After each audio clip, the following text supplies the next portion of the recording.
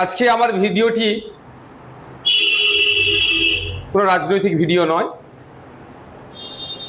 একটি বাচ্চা বছর 5 বয়স আমার পাশেই বসে আছে, সৃজিতা ওরে, পিতার নাম সুরজিৎ ওরে, আমাদের জাঙ্গিপাড়া বিধানসভার আটপুর গ্রামে বসবাস করে। বাচ্চাটি থ্যালাসেমিয়া রোগে আক্রান্ত।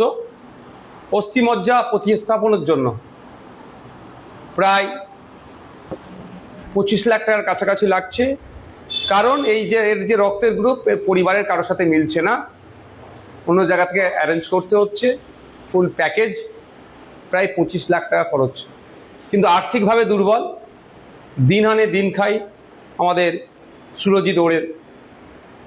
গ্রামের মানুষজনের সহযোগিতায়, আপনারা আমাদের সহযোগিতায় এই শিশু বাচ্চাটির ভবিষ্যৎ ভালো হতে পারে, অর্থাৎ সুস্থ হতে পারে।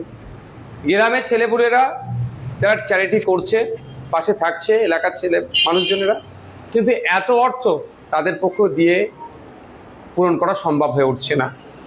আমার কাছে এসেছে, আমি আমার সামর্থ্য অনুযায়ী আর্থিক সহযোগিতা করব।